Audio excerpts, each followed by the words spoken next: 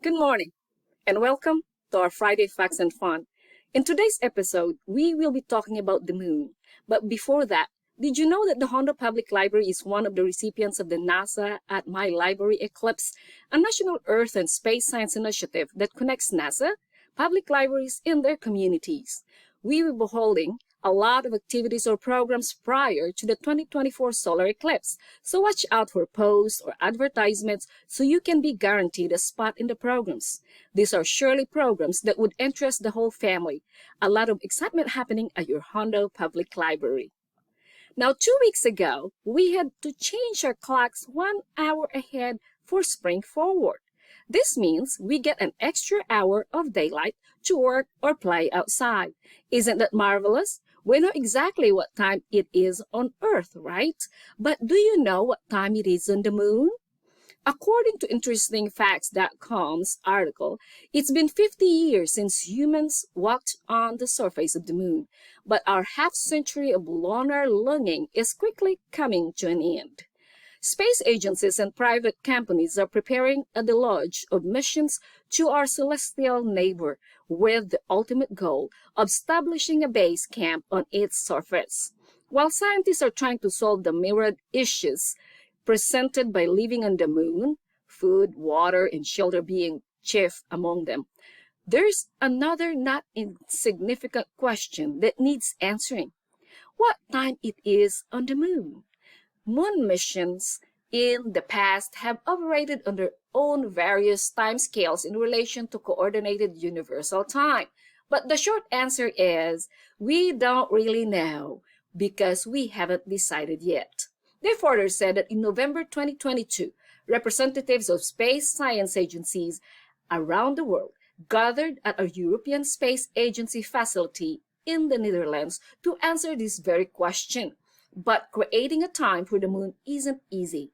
For one thing, a day on the moon lasts 29.5 Earth days. Time itself also flows differently on the moon and as explained in Albert Einstein's general theory of relativity, which notes that time moves more slowly in stronger gravitational fields because the moon's force of gravity is weaker than Earth's. A lunar clock would gain an estimated 56 microseconds. A microsecond is 1 millionth of a second compared to Earth clocks every Earth day. That may seem like a small discrepancy, but it's one that would prove disastrous for any lunar GPS system, which would be extremely reliant on accurate timekeeping. One idea is to synchronize the moon to UTC or to create a wholly independent lunar time, a framework that could also work well for future human settlements on Mars and beyond. For now, the moon's time remains mysterious, but soon Earth's only natural satellite will be brought into the temporal fold. The article further said that the moon used to be 17 times closer to the Earth. Although several theories attempt to explain why the Earth plays host to just one lonely moon, the leading idea is that a Mars-sized celestial body smacked into Earth some 4.5 billion years ago during the chaotic beginnings of our solar system. The debris from the collision shot up into the orbit and eventually coalesced into our moon. However, there's one major difference between the moon of today and the moon of 4.5 billion BCE.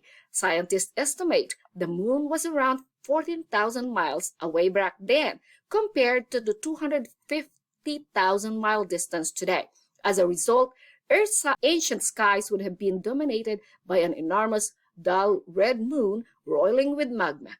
Today, the moon's slow journey from Earth continues, and the sun will go supernova before it ever stops. Well, I don't want the moon to stop orbiting the Earth. I want some nighttime and some daytime. That's why I'm in this part of the world. I don't know about you. Last fun question. One day Earth will no longer experience total solar eclipse. Is it a fact or a fib?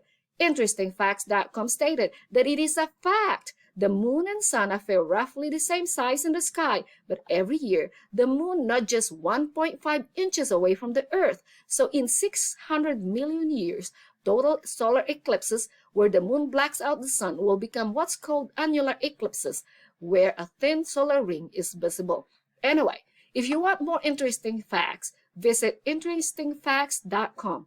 Hondo Public Library does not own the information and photos shared. This video is for educational purposes only. See you next time, and goodbye.